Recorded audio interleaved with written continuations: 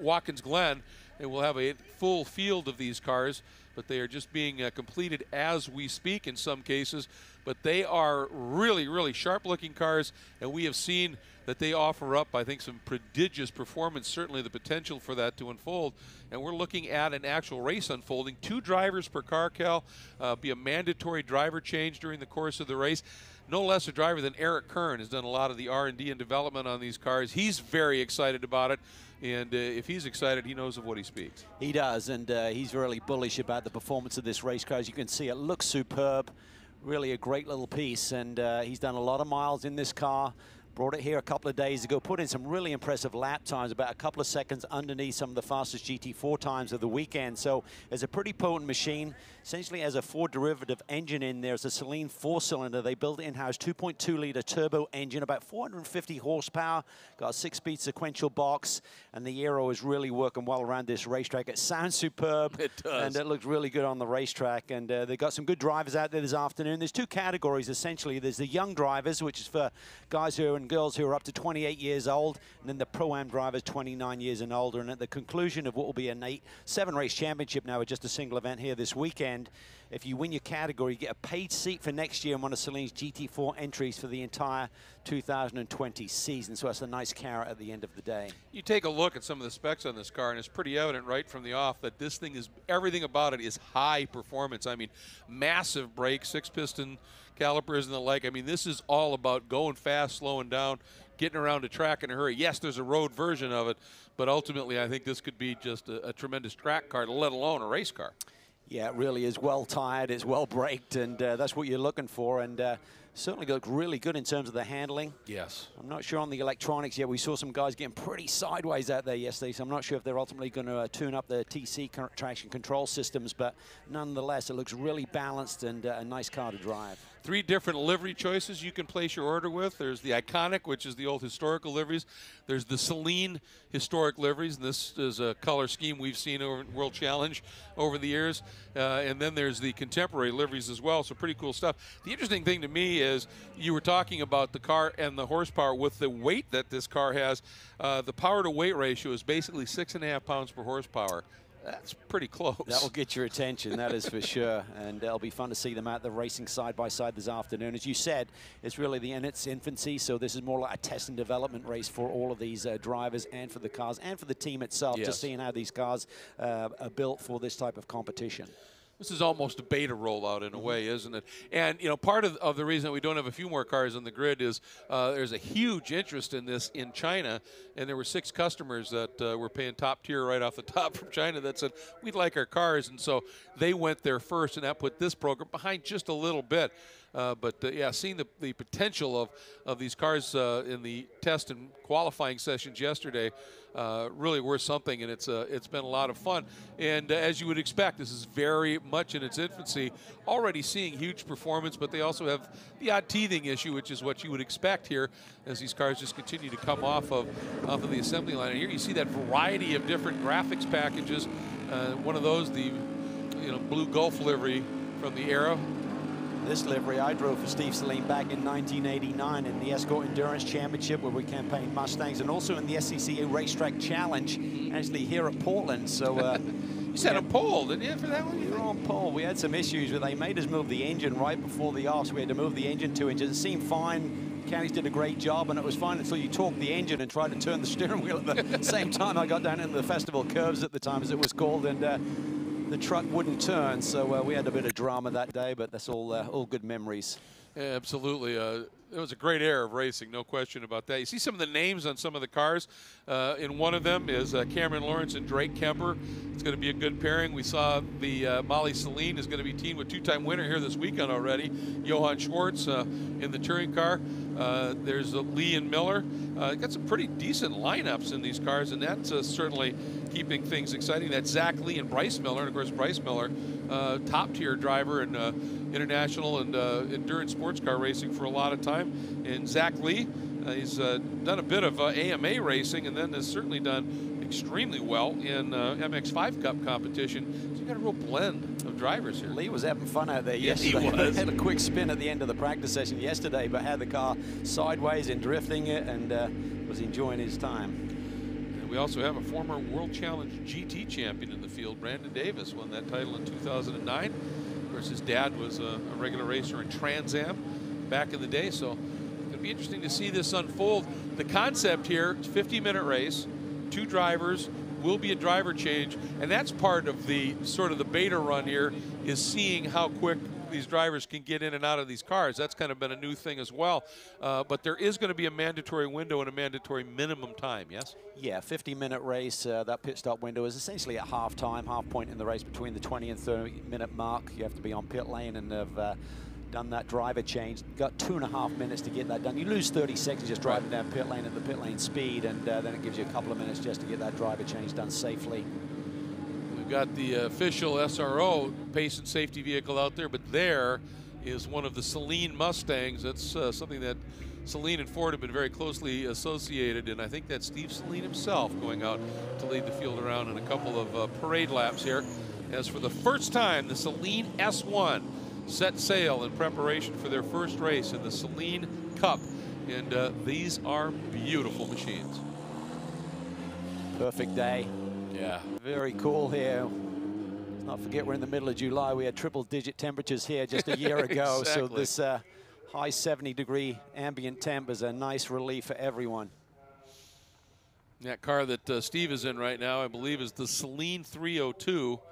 That's what it's referred to as. And you know, they take those cars and then they tweak on them just a little bit and turn them into even more fire-breathing machines than they start with. And it's pretty impressive.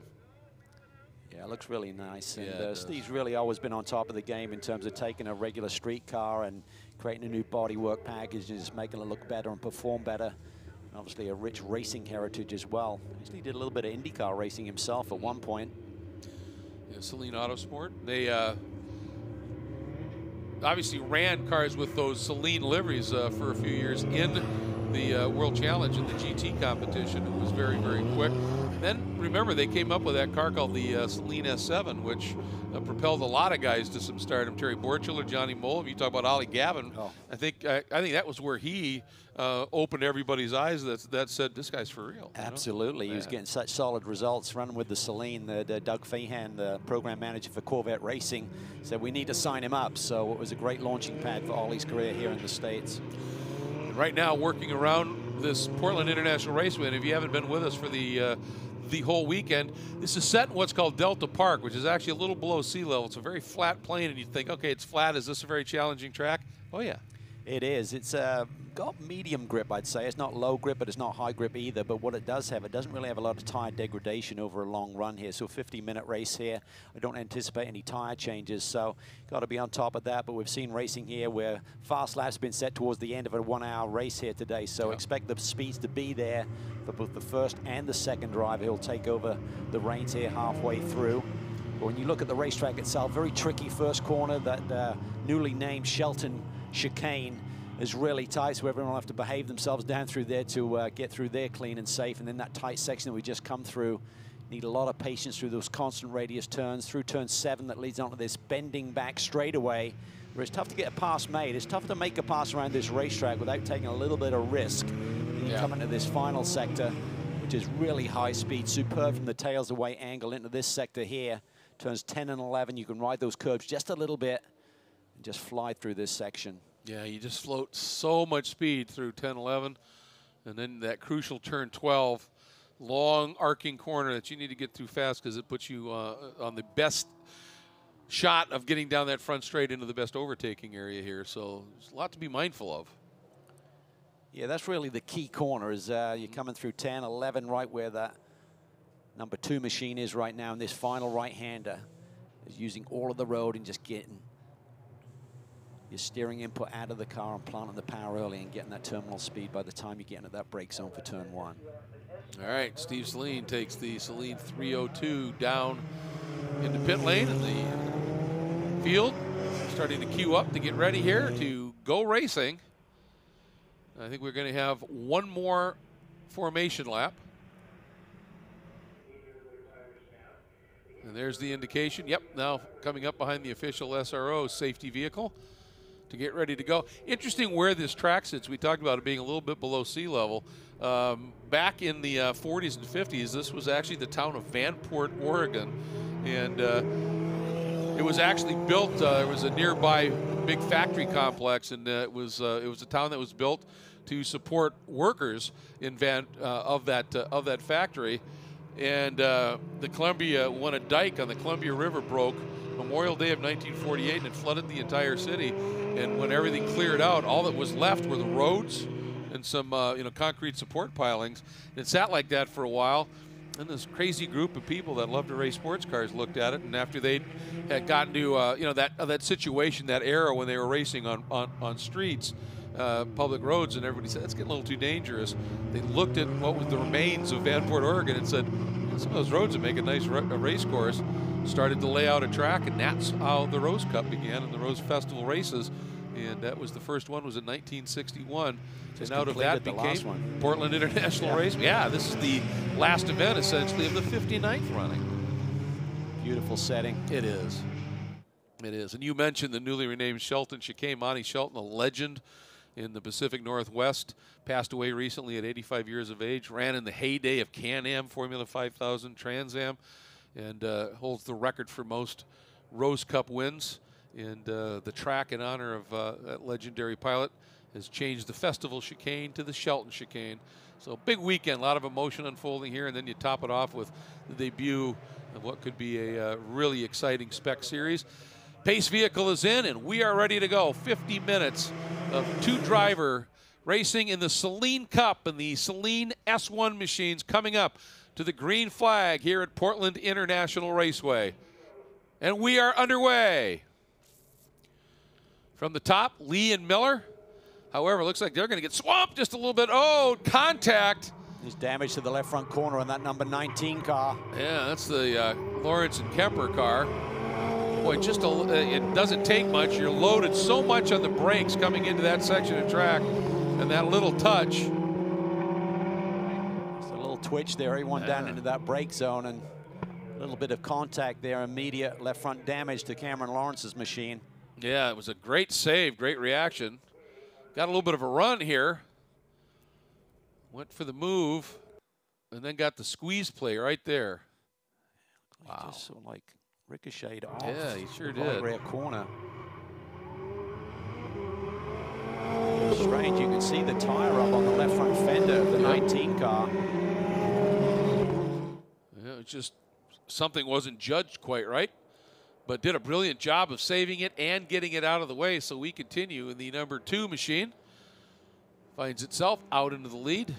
Again, Lee and Miller behind the wheel of that machine. They'll be splitting duties. Zach Lee was very entertaining here yesterday afternoon, late in the day. Started to drift that car around the racetrack as everyone starts to settle in here a little bit. In that second car is a driver that has had some good success here this weekend. Paul Terry is one of the drivers in that number 4, the Martini liveried machine.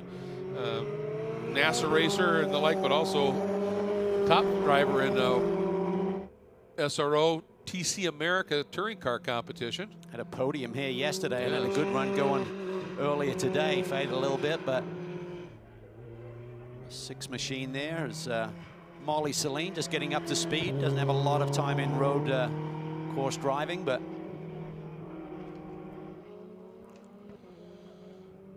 does a lot of late model stock car racing. So this is certainly something a little bit new for her. Sounds like she might have a little bit of an issue, and we are going full course caution.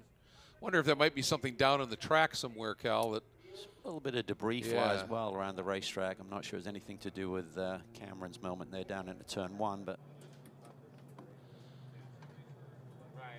in that number 12 entry, Carter Fartuk and Austin Riley. And Austin Riley, this is a bit of a step here. This is a remarkable thing for Austin Riley.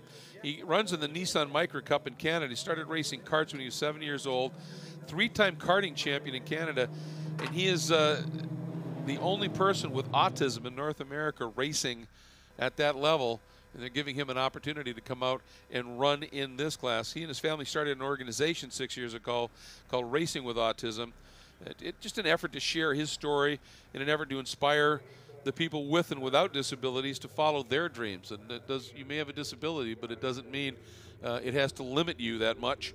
And as he says, just because you have autism, it doesn't mean you can't do great things. And he's trying to be out and prove that here. But under full course caution very early here in this one due to that incident with the number 19 of Kemper and Lawrence. That number 12 entry that we're talking about there, that black and gold, that's okay. Again, another look at the start here. It just caught the back of the number 4, didn't he? Look at the black tire mark on the left front. So it's like he clipped the tire somehow. I think he got the back end of the number 4. Yeah. See if we can see any mark in the back there. Oh, he may have, because that tire does stick out just a little bit. That's right, yeah. Just enough. Let's get down to pit lane. Ryan Marine. Martina Kwan joining me here on pit lane. Unfortunately, your car has just pulled into the pits. Hannah, your co-driver behind the wheel at the moment. Any idea what might be causing a problem? Well, it appears that there was a power issue, so it was having trouble shifting down to first. So, you know, this is the inaugural race. It's really a demonstration race to test out the first 6 cars. You know, they've never been on the racetrack. This is the first time. They're all beautiful looking, but of course they have to be tested. So, you know, we're here to have fun in our first race, and it's better safe than sorry. So, you know, I'm sure they'll be working on it and, you know, fixing any issues that might be on hand, and we can continue. We spoke with you yesterday, and already you felt like you were having a lot of fun. There's a lot of things to look forward to with this series. Yes, it's amazing. I mean, looking at the cars and, you know, what Steve Saleen has accomplished is incredible over his lifetime, and especially with this new incredible S1 Cup car. It's 450 horsepower, mid-engine turbo. The way it sounds is incredible, and so this is basically the first shakedown. Yeah. The partnership that you have with your co-driver, Hannah, how did that come together? Saleen found us and put us together, and I think they really did a great job because, you know, we have Steve Saleen's traditional Mustang horse livery, and we're really proud of it because, you know, the Mustang is such an independent, it's a wild animal, it's an independent free spirit, and we're both very independent, strong women. So we thought it was the perfect livery for us, and we're very proud and honored to drive it. Wonderful to have you here. Hopefully you can get this sorted out. We'll see you on track shortly. Thank you so much. Good to see you again. That's Martina Kwan, very busy racing in GT3 Cup machines in the Porsche Club America. And her co-driver, Hannah, that she was talking about, who's behind the wheel hoping to get that fixed and out, done a lot of open wheel racing and the SEC Majors Tour doing Formula Enterprise racing, has a few wins, and in 2016 actually put in a run that was second in the championship in the SEC runoffs, got the fast lap, won SEC Driver of the Year, and in 2017, Cal, she moved up into the Formula Atlantic category, and a lot of racing. She's also been doing some testing in Lamborghini Super Trofeo. So Anna Zella's is starting to build some serious credentials. Yeah, met her briefly yesterday. Seems like a lovely young lady, and you can see from her experience that you just listed off there, certainly has all of the tools to drive one of these cars quickly. Enjoying having a look here at these liveries that I was talking about, that third place car, that black machine. That's the old Lotus colors, isn't it? I mean, JPS special. These evocative liveries really are, indeed. The Martini car, the Gulf livery, Marlboro. From the John Wyer automotive era. A lot of the brands we can't really talk about any longer. Or certainly represent some of the names that we had in past racing history. Yeah.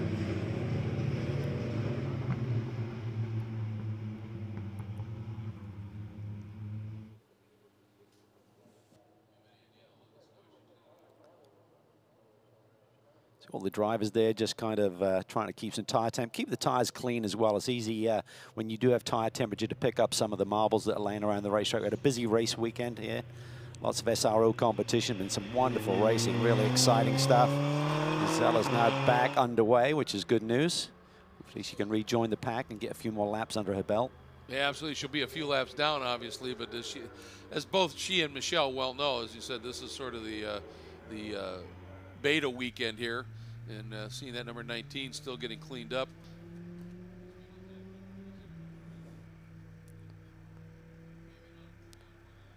Looking at the rear end of the car up on the flatbed there, Cameron Lawrence's car, just looked to me like that was a weird hit. It wasn't just like a slight little deflection. It's like the front end grabbed the tire and spit him hard across the road. Well, those torque loads and the like, and you just catch that right. While we're under the caution here, a little bit earlier in the weekend, they put some cameras into Eric Kern's car when he went out and did a little bit of a testing that I think we're going to give you an onward look here, and it shows you what this is really, the potential of this car is, Cal. There he is, follow the map around this, coming out of turn 12 down this front straightaway. Got about 450 horsepower on tap.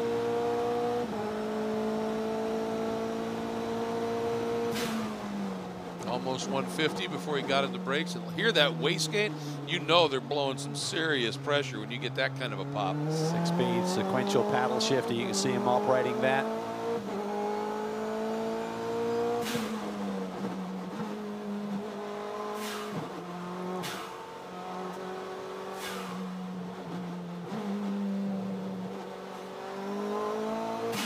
Turbo sounds like, well, I'd be sounding like holding my breath, I think, if I was behind the wheel. Exactly.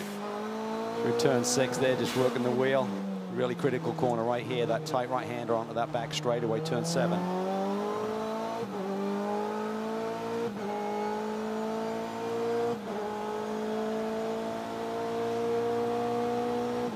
Listened in on one of the debriefs with Eric and one of the engineers. They're talking about working on the engine shift cut, trying to balance that with the turbo a little bit better.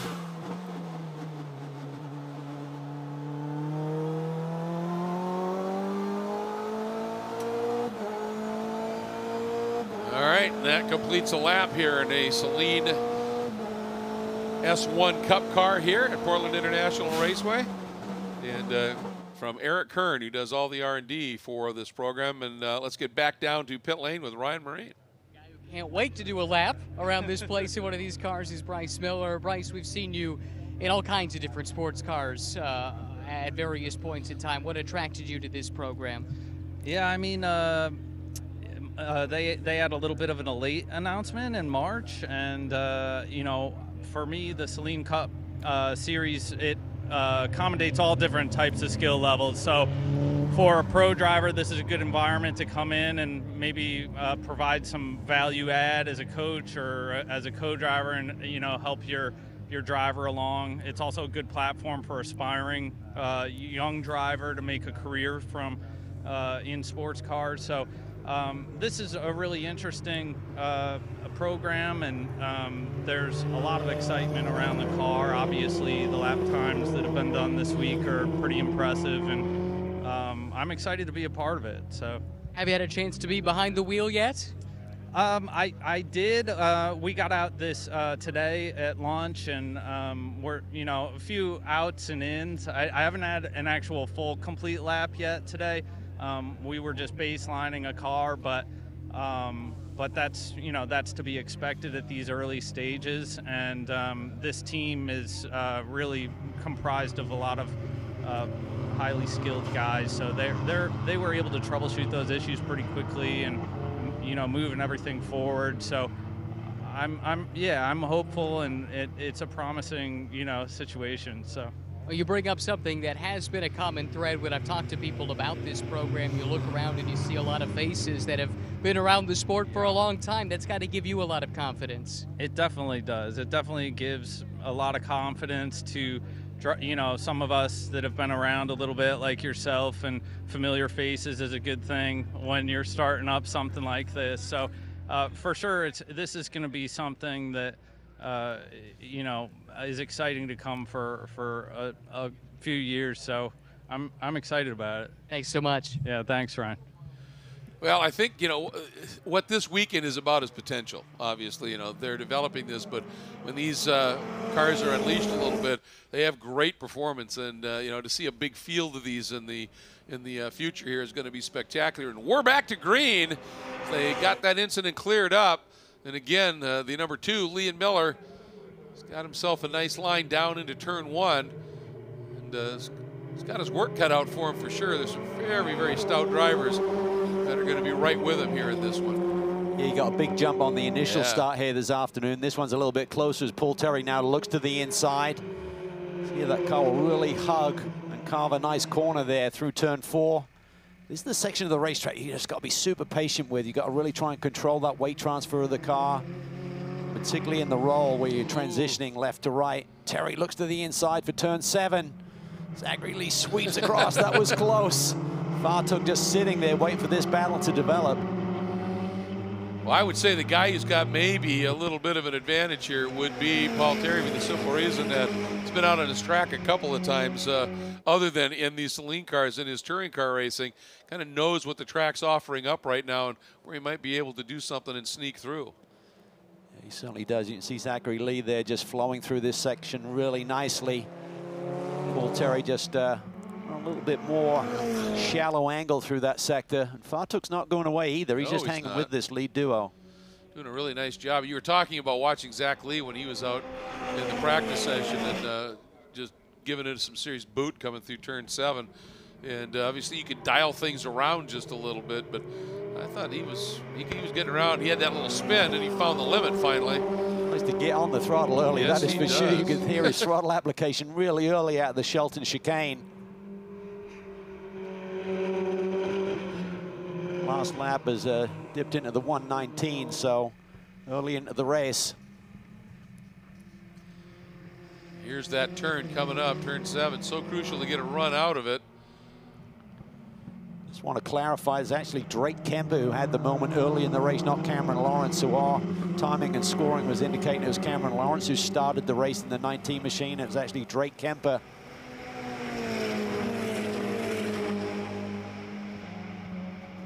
Yeah, it's unfortunate, obviously, and would have wanted to be able to get out and get that run in, but that's what happens sometimes. You get into one of those chicanes like you have, and just that it was weird contact. You're absolutely right, but you can see that the rear tire, the back side of it is slightly outside of the fender well, and as he turned, if he just caught the front end or the back end of that tire with the front as it was turned a bit,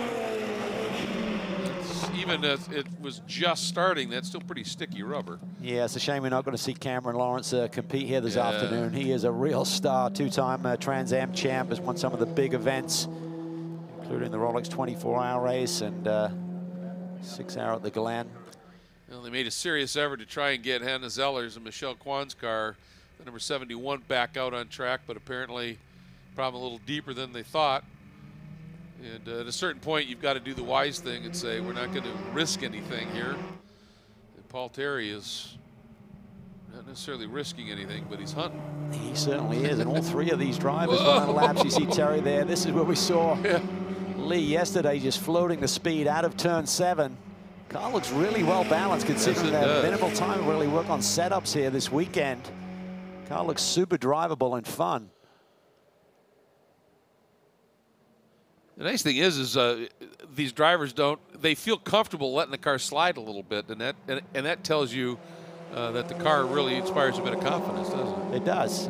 You want that balance, and you can see all 3 of these drivers laying lap times within a 10th or 2 of one another. Fastest lap so far goes to Paul Terry, a 1:18.9. Ooh, bit of lock up there by Lee. And he floats a little wide, not wide enough that Terry could do anything.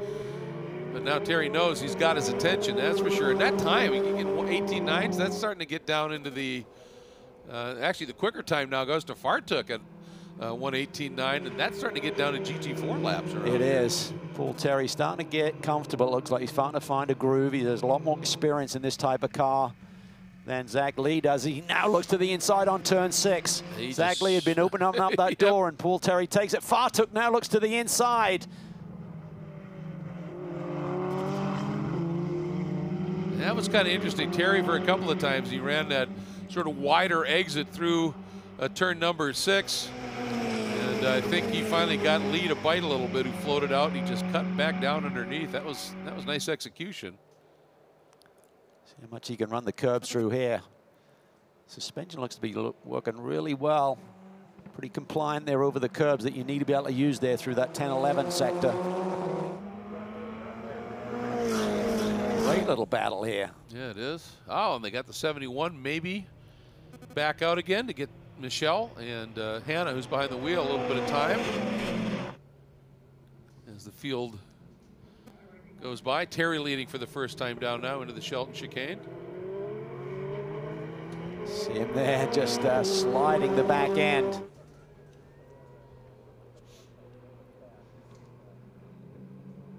Close to that pit window opening. Up with 30 minutes to go for 10 minutes. Let someone else have some fun. Exactly.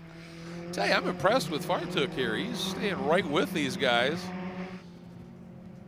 Doesn't have a lot of experience in the upper echelons, but obviously showing his class this afternoon by just looking super smooth and consistent. He's done some racing in Porsche GT3 Cup cars. So he's driven some fairly quick stuff, but Johan? I believe it is, yep. The Danish flag in the back of the Hans device. Johan Schwartz getting ready to jump in. Drift King. Yeah, he'll enjoy it. You bet he will. Put on a show. He has too many laps in the car here this weekend, but he'll be sharing this car of Molly Saleen's, the number 6. Molly, who has far less experience in road racing cars, let alone something of this potential right now, is still putting in some decent laps. She's got a lap down, nicking into the 125 range. Her first time out in something of this level, so. This sector here, you just got a throttle maintenance through here. You don't really use the brakes a lot. You just sort of roll out of the power to get the front end to turn and point. It's a classic balance it on the throttle section, isn't it? It really is. It's a lot of fun, but you just have to be so disciplined to not overdrive the car. And there you see they rush up on Molly Saleen here. Terry has to take evasive action, and Zach Lee is out a little bit wide. Fartuk's going to take advantage of this traffic, I think. He got him. Yeah, read that nicely. He sure did. Now does Molly see Lee coming down? She does. Really allowed Terry to get a nice little gap here.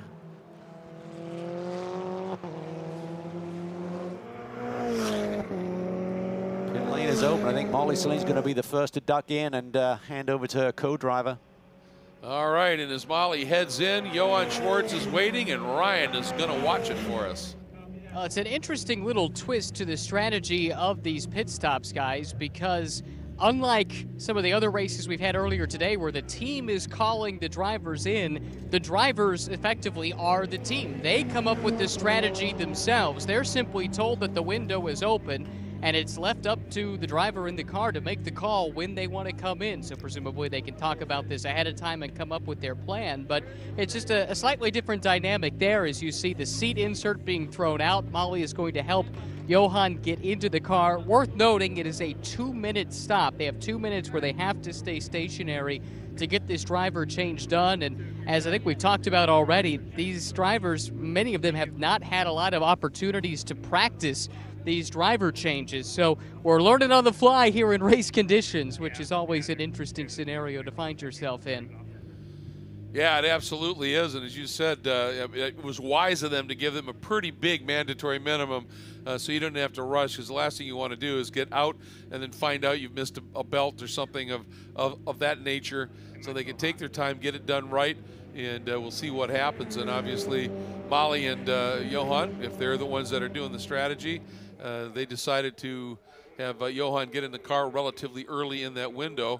And we know he's quick, and should be fun to watch. All right, now in the number 4 has come in as well, as Paul Terry will be turning over to Brandon Davis. Yeah, and this weekend is all about just tuning on the race cars, tuning with the format, getting all of the drivers that hope to compete here this season a few laps and familiar with the machinery. It was a fun little battle. Didn't have many cars out there, but they put on a nice show. I'll tell you, it was fun talking to Brandon Davis. Of course, we know him very well. He did, you know, champion in the GT class here in 2009. A lot of time in World Challenge competition and other things as well. He said lately, though, he said he hasn't done much actual racing. He's done a lot of coaching and doing very well with that.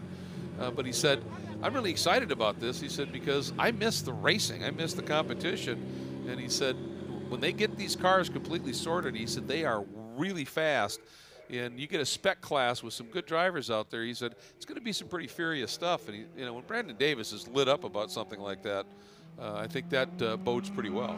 Well, they're hoping to get this car homologated for a full GT4 competition. And as we mentioned earlier, the carrot at the end for all of these drivers is if you win this championship this year, yes, you will have a fully funded seat in GT4 competition for 2020. So that's why people are trying to be here and be involved with this program, A, to get to experience this remarkable little car, but also potentially have a championship seat for next season.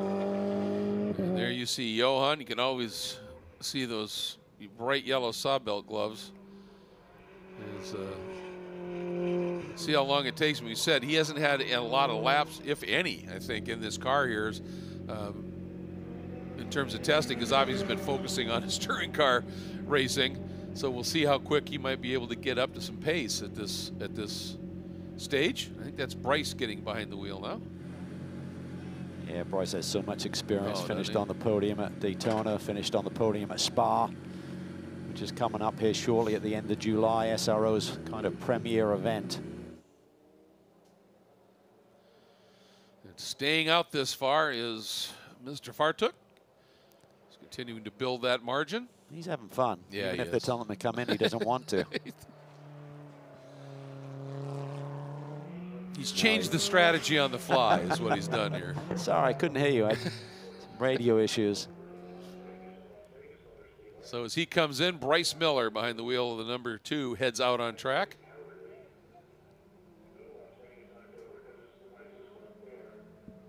Everybody being, I think, very conservative on their stops just to make sure they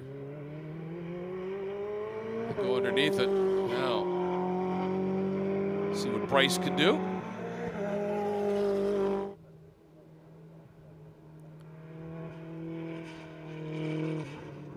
Obviously, no tire changes or anything, so you don't have to worry as much as you would in terms of getting the tires up to temp. They'll lose a little, but certainly a lot more manageable. Fastest lap of the day so far goes to Fartuk at a 1:18.8. So it's clicking down into the mid-18 range. And I think as we get a couple more of these competitors out there, I'll be curious to see if anyone can dip down towards the 17 range. I think it was Eric Curran ran a low 16 here in testing yesterday. But he has a lot more miles than any of the other competitors here this weekend. I'll tell you, some of these, as they call them, the iconic liveries, they certainly do highlight the curves of this car. I mean, this one up and over those rear fenders, the black Lotus look with the graphics, just really, really sharp stuff. Johann Schwartz on the hammer. Coming off the front straightaway in that Gulf liveried retro look, number 6. As you said, he is the drift king, holds the world record for how many hours was it? Something crazy. Oh, it's incredible. It's 8, I think, something along that line. Continuous drift for 8 hours. They had to refuel on the drift. On the drift with another car drifting alongside. And I guess he's going, how about that, an 18.5 on his first flyer. Yep. Well, he wasn't hanging around. Not at all. I think we'll see some 17s here. Yeah, I think so too. I mean, certainly I think Miller's capable of it. And for Bryce, he's run here before, but not for many years. Yeah, so Johan, fresh off a couple of touring car victories here this weekend. One with a little bit of argy-bargy in that turn 7 here with Toby Grahovic this weekend, but extends his points lead. Yeah, those two put on a great show all weekend long. 2 former champions, and Johan is...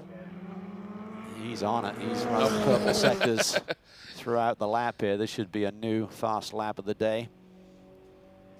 I think he likes this machine. What does he do? It was an 18.5 before, 17.3. There you go. Ooh. He's driving it. As you'd expect. I think for Johan. He's probably not raced anything with this kind of horsepower, so you can see him working those gloves hard, trying to keep it all under control. See how aggressive he gets here with trying to deal with Bryce. Bryce's last lap, an 18.9, or excuse me, that was his out lap, sorry. There's the number 12 now in the hands of young Mr. Riley. Inspirational story there. One has the big run, flicks to the outside. Yeah.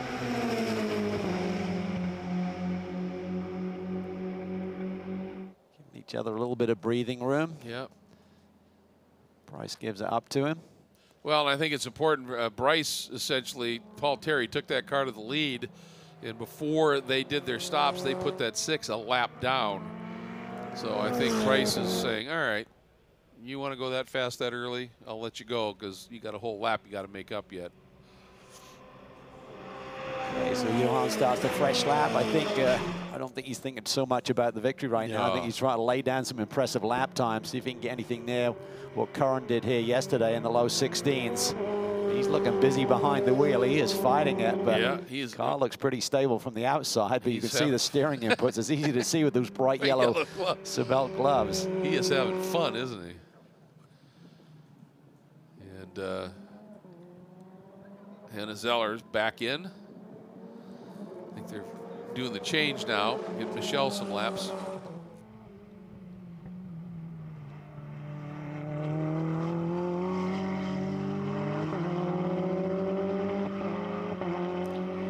If you were with us a little bit earlier in the weekend, we had Steve Saleen with Ryan talk a little bit about the big picture of this car, but Ryan grabbed him again a little bit later in the day and did a really nice interview with him where he takes us inside the car. Let's take a look at that.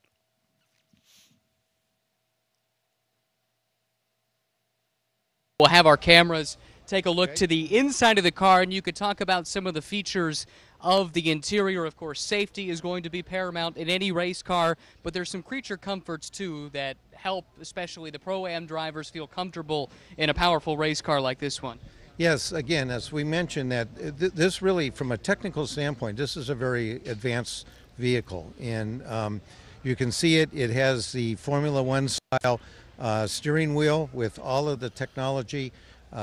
You can, when we eventually get moving a little bit better with the cars, the driver will have a lot of adjustments that they can modify the car while they're actually driving. But we have all of the safety equipment, the roll cages out of 2120 or 3130 chromoly steel, and every seat has been custom fitted so that we can put the various drivers in. We even have, you can see from a safety standpoint, it has a cool rear view camera that actually, the bulkhead is completely closed, so, but the rear view camera can tell you that if there's anyone behind you. And the brake system in the car is second to none. Again, being a relatively light car, we have really enormous brakes. Overall, it's a very potent package. All of the drivers, we haven't cycled everyone through, but every driver that they've been anxious to wait here have been very, what would you say, they were very anxious, but once they got in the car, they've all come up and said, oh my God, this is really a fun car to drive. This is an exciting weekend because it is the debut, but let's close by talking about the future. This is just the tip of the iceberg. You've got big plans for this car in this series. Yes, this is our debut. We'll go through some teething with the car, but at the next race we'll probably have 20 of them here, and that'll be a whole nother level of attention that everyone get. But we have a great crew. And again, the people here at Portland and at SRO has been very accommodating, and it's good for Saleen's standpoint to really be back in racing. And I can't think of a more exciting series with a more exciting car than our own. Well, the car looks great. It sounds great. It's been fast so far here in Portland, and a lot of big things still to come. Yeah, and again, I mean, we're seeing all the potential in the world here in this first sort of public outing. And you got to give a little bit of credit, I think, to the Saleen folks, you know, for being willing here as they're still completing the build on cars. And some of these have come with very little testing and the like to say, you know what, let's put them on display and do it publicly and let people see it here. And again, I mean, you know, once they get these all sorted and they get a big field of them out there, it's going to be spectacular stuff, I think. I think the cars are great. Yeah. I mean, they sound terrific. You can see the performance is already there. So they just do some fine tuning on it. Johann Schwartz continues to lay laps in the mid to low 17 range as he comes to grips with this new car. And I think we're expecting to see maybe close to 20 cars by the time we get to the final rounds of the championship in Las Vegas. Yes. Going to do a doubleheader at Watkins Glen end of August and doubleheader at Road America. These cars will be spectacular there, and finish off at the Las Vegas Motor Speedway October 18th through 20th. Here's the number 12 of Austin Riley, the young man who's races while he deals with autism and races in the Nissan Micra Cup up in Canada, which is a fierce, it's sort of Nissan's version of MX-5 Cup competition. It is really close quarter stuff. This is a big step. Boy, a huge step. Machinery and horsepower. Yeah, and he's handling it very well. You don't see him, he's not throwing the car in, he's not overdriving, he's just working his way up to speed. Each lap, he's taking a little bit more time out of it and going quicker and quicker, but he's not doing it with any ridiculous amount of rush and risk, and that shows something, Cal. Yeah, I mean, it's all about the approach. I mean, until you get the experience, you just don't want to overdrive and risk making a mistake. So he's taking it nice, getting some nice lines around the racetrack, but obviously a talented kid. And Ryan, now that that pit window is closed, what's unfolding down in pit lane? Well, Carter Fartuk got out of his car and had the pleasure of having the opening stint in the first ever one of these Saleen Cup races. That's got to be a pretty neat honor. There's only going to be 6 of you that can claim that they were there. I know, it's this whole experience has been just incredible, and to be able to be one of the first drivers out there on track to make history with these awesome Saleen S1 Cup cars, it's absolutely fantastic, and it is a complete honor. The cars are just fantastic. It's such a great platform to start on, and yeah, I'm really looking forward to see what else we can do in this season. How was your stint? It was interesting, to say the least. I went down pit lane to start the race, and steering wheel was cocked pretty far to the right, so the whole entire time I was fighting that issue. So right-hand turns were perfectly fine. Left-hand turns I had to kind of manhandle it. So just kind of staying right there with the pack, just trying to stay on their toes and not fall back at all. Got to be prepared for anything in this game. That's right. That's racing. That's all part of it. Where does this go from here? What are your ultimate goals with this program? I mean, obviously, I would love to continue and do the rest of the season and win the championship, so I can do the whole GT4 season with Saleen. Again, such a great product that they're putting out here, and I really feel like it's gonna take off in the future. So really, I just want to be racing as much as I can with these guys and at any track, right? Great to have you in the paddock. Best of luck. Thank you very much. I appreciate it. Yeah, it was a good thing for him that this track tends to be oriented to the right just a little bit more than those pesky left-handers. It's doing it all by itself in certain corners, and others I was having a hard time, but all part of the learning process. 13 minutes to go. You get this 71 car back into the fray. Still the fastest lap so far is by Johann Schwartz, a 1:17.3, followed by a 1:18.8 by Fartuk, who we just had the chat with. And it is the number 4, however, of Terry and Davis that continues to lead here. We haven't seen them for just a little bit, but Brandon Davis, he's been clicking off some regular high 18s for Brandon here. Then it's the number 2 of Lee and Miller sitting in second, the 12 third, and in this car, Saleen Schwartz sits in the 4 spot, but now in the same lap at this stage.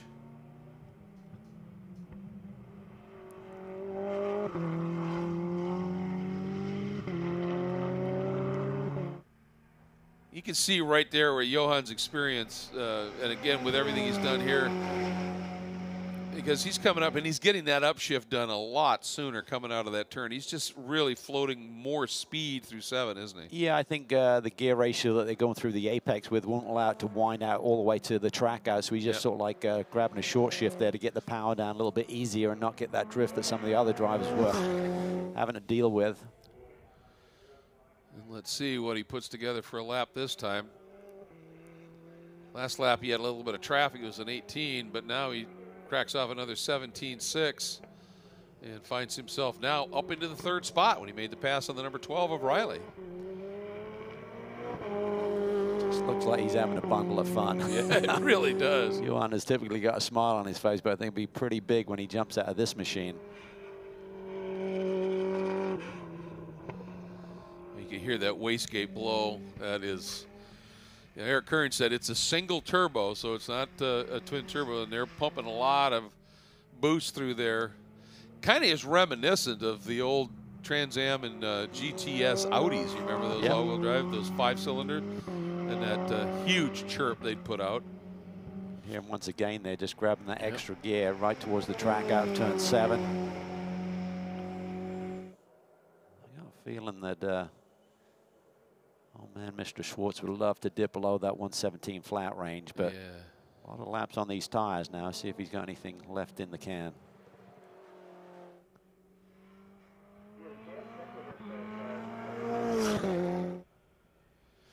See what he does here. I think you're right on the tires. He hasn't been able to do best sectors for a while here. That lap was a low 18, so I think you're right. I think he's past the best of those tires right now. He's working with the thresholds, and now when you start to feel like, oh, I'm going quicker, and you're really hustling the car, but sometimes you end up going slow, particularly through this sector right here. This first sector, these constant radius turns, if you're working the wheel too much and overcorrecting all of the time, feels like you're in a hurry, but you're really not. Watching him this time through the Shelton chicane, a lot less thrash on the wheel now. He's figured out the line. He's figured out what the car has, what it'll give him, and it's a lot more planted at this stage. So he's dialing it in, both the car itself, but also his driving style to the car. Meanwhile, let's get back down, check in with Ryan. Yeah, good opportunity to chat with Molly Saleen, who is out there in that opening stint. How did it go for you? It was great. That was an exciting first turn right there. Everybody kind of bunched up, and I just stood back and let everybody make the mess and try to keep on the track, and it was exciting. How different is this from the racing that's in your background? We kind of been talking about that a little bit on the show, but can you put into words what an adjustment this has been? Yeah, this is quite the adjustment coming from NASCAR. I'm used to ovals mostly, so this is very exciting. This car is quick, and these road courses are neat. I love it. Partnered up with a pretty fast driver who already has some trophies from earlier this weekend in Johan. Yes, yeah, he took a sweep already this weekend, taking first in both of his races, so hoping to get another podium finish today. How proud are you to be a part of the family legacy and here in the opening round of this championship that bears the family name? I am so proud. I'm really proud of everything my dad has accomplished, and this is literally bucket list for me to be able to race a Saleen S1. Awesome. Hey, thank you so much for the time. Thank you. Yeah, big adjustment for her, but again, showed that great patience going down to turn 1. Said it's getting a little crazy. Just let him go. This is big learning curve for me. So worst thing to do is end up out early for her. She needs laps, and she did the wise thing. Great personalities. Yeah. Obviously, very proud of what her dad has achieved in motorsport and in the industry, and for her to be running a car with a Saleen branding, that'd be pretty cool.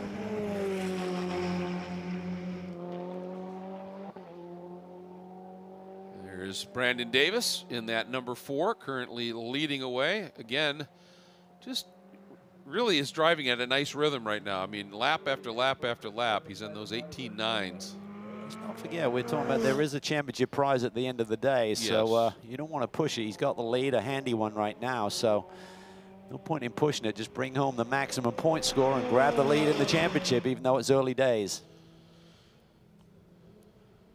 Got himself a nice little margin at this stage.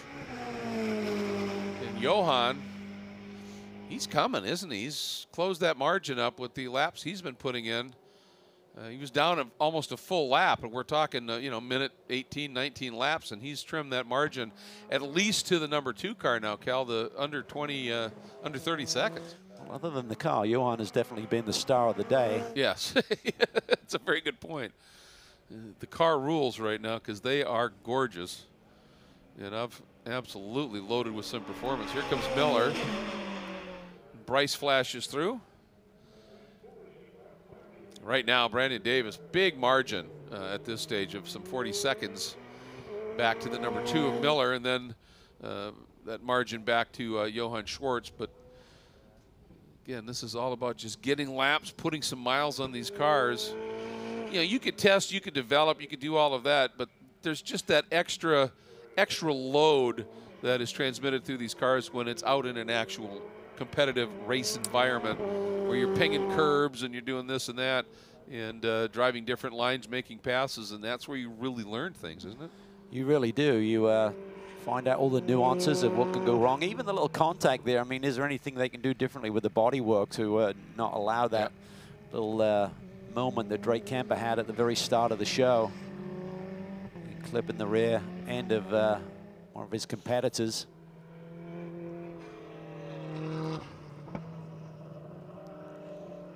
He continues to bring his lap times down by about 4 seconds from when he initially got out on the racetrack. So now down at the 122 range. So nice job. Yeah. And again, doing it wisely, just not trying to take big chunks, but just feeling what he can do. Just go a little deeper each time without overreaching. It's a huge step from what he's been used to driving. Without a doubt. I mean, Nissan Micro Cup competition, it's really close, it's furious, but it's a vastly different type of car, that's for sure, in terms of performance. It's Brandon Davis just easing his way around again. Laps in the 19s consistently.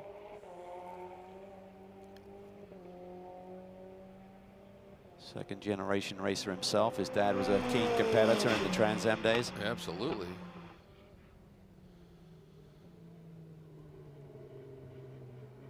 So which is your favorite color scheme, Greg? Boy, it's tough. This one's pretty cool. It is, it is. I've always had an affinity. I mean, I was the Gulf 917s were absolutely one of my favorite race cars ever, but I gotta say, I think it's that the evocative Lotus colors on that black and gold. It's just something that's just elegant in my mind as well. So, but like the particularly last year's Haas Formula One car as well had similar branding colors. I think this sort of martini-esque color scheme really shows off the lines of this very well. It's almost like the graphics package was designed in a wind tunnel. Following the flow of the arc over the fenders and the like. They put that paint on and just let it go.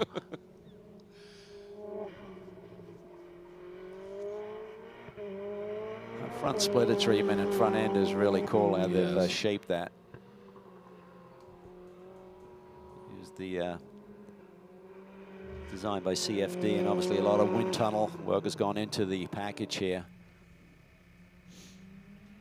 Tell you what, for a lot of these cars, it's literally a shakedown. For them to be completing this many laps without any drama is really is, making a real statement, because for race fans, you see race cars on a normal race weekend. They've been tried and tested and proven over many test days in different races and championships. To come out with a brand new fleet of cars and put them on the racetrack and attempt to race like we're doing here today is certainly a big hurdle to jump over. Yeah. And again, I think kudos to being willing to do this very much in the public eye.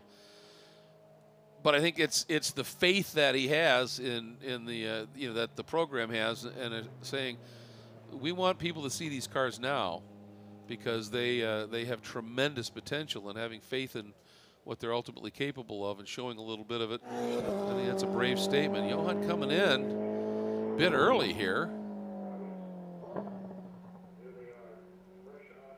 Wonder if he drove it so fast he's low on fuel.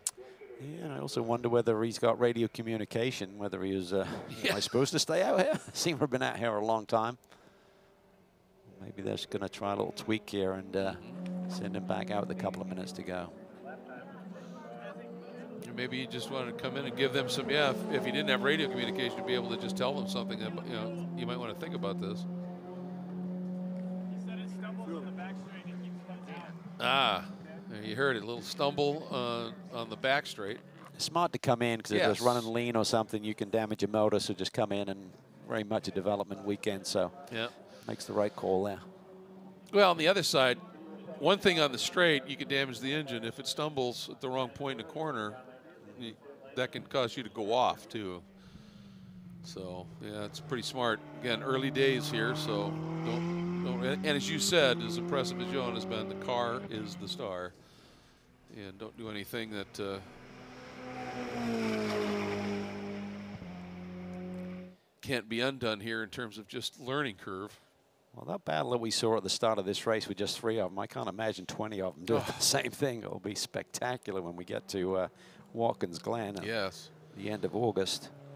Well, it's going to be one amazingly high horsepower spec series, and with good aero, great performance potential, and it should be fun. Last lap, white flag is out.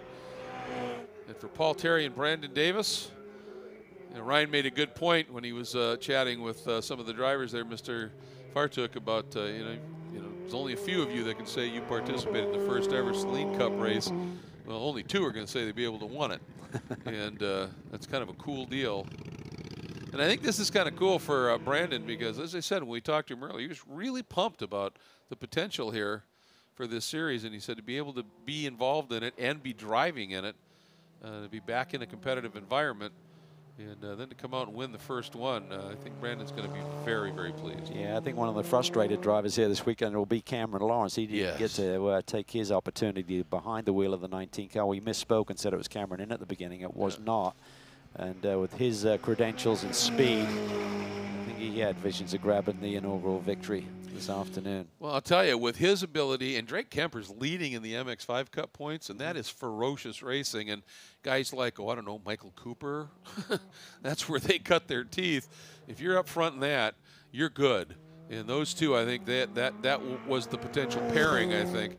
But, boy, I'll tell you, Paul Terry ran some great laps here in his stint, and now Brandon Davis comes through, and in the first ever Saleen Cup race for the Saleen S1 machines, it is Paul Terry and Brandon Davis that bring the #4 iconic liveried machine home with the first ever win. And as you said, Cal, you know, cars that haven't had that much testing time, sorting time, and the like to run this competitively, and these at this pace in a first time out for a 50-minute race, I'm impressed. Very much so. Here comes Lee and Miller. Bryce Miller. It's good to see Bryce back in the sports car paddock. It really is. His father's team coming off a nice championship run in 2018. Here we go. Second place, podium finish in the Saleen Cup.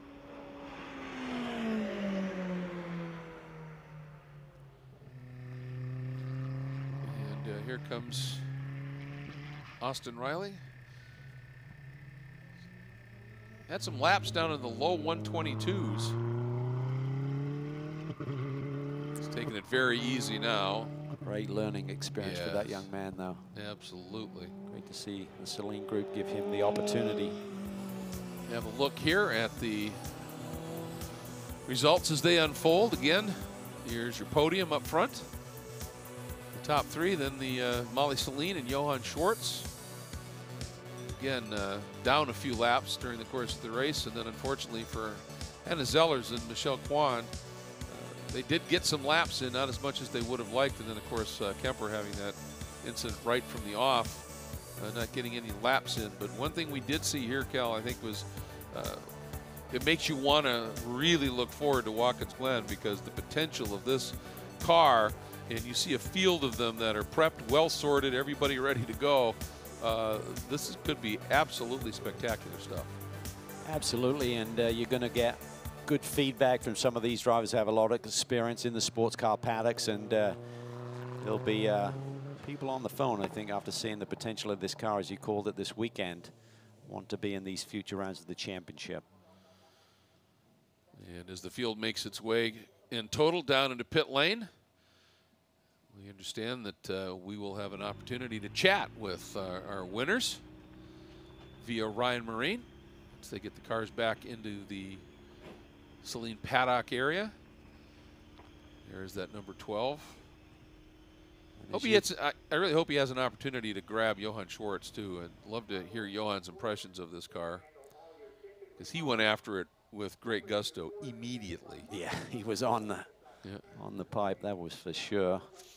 And beautiful hospitality area that they set up for all of their drivers for the weekend. So it's first-class treatment. Absolutely.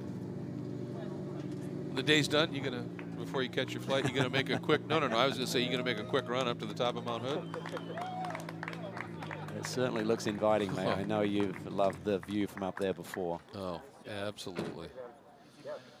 All right, nice job. And you know what? It's just nice after having spent a lot of time announcing Brandon Davis and a lot of different racing over the years. It's nice to see him crawl out from behind the wheel of a race car again, isn't it? It is. He's a good one of those young drivers who has shown immense talent over his formative years in the sport, and he slipped through the net a little bit. All right, speaking of which, let's get down to Ryan. Well, the history books will say that Paul Terry and Brandon Davis were the first winners in the Saleen Cup. Brandon, congratulations. How's it feel? Thanks. It feels pretty good. Obviously, Paul did a great job turning it over in the lead and executed great. Yeah, come here, Paul. I mean, the car was good. I think we had a little bit of something was going on with the boost. Just had a little lack of straightaway speed, but we knew had a decent gap that he had done a great job on the stops, and we executed. So just managing the gap and kind of trying to keep everything together. And got to thank Saleen for doing such a great job to get these cars out here. You know, we've obviously had little teething issues, but the fact that we've got a full 6-car field at least is really impressive. So, and there's going to be teething issues. Really looking forward to running more as the season goes on. And Paul, for you, it caps off a busy weekend. No better way to cap off a weekend than a win, right? Yes, that was epic. The little S1 car on the Continental, on the track, it was really fun. You know, it really a balanced car, and tell Brandon congratulations for bringing home the win. And this team really busted their butts, getting these cars ready. And what a shakedown! That was a shakedown on the car. A 50-minute race. So it was really nice. It was a lot of fun. Congratulations, guys. We hope to see you at Watkins Glen. Thank you. We'll be there. Thank you. Yeah, and I think they'll be there with a lot of anticipation. They really put together an opportunity here to show what these cars are going to be capable of, and looking forward to that as it unfolds, as the rest of the season does as well. There's Steve Saleen getting a little bit of feedback from the drivers. And right at the off, this was the defining moment, maybe, that bump. Yeah, it's disappointing for Drake Kemper, because I think he felt he had a good shot at going for the lead there early, and just clipped that left front in the wrong spot. Looks like it broke a toe link. So they are out of the action. We didn't see Cameron Lawrence race here today, unfortunately. Nope, and then Paul Terry took off after young Zach Lee, and Fartuk stayed right in the mix. Terry ultimately able to work by and built up a little bit of a margin, and Johann Schwartz, when he took over behind the wheel, immediately took a lap back and threw down some wickedly fast laps, but Brandon Davis drove a very smart race, Cal. And in the end, he and Paul Terry grabbed the first ever win in the Saleen Cup in the beautiful Saleen S1. And that was the moment of celebration down in Victory Circle. Take care, everybody.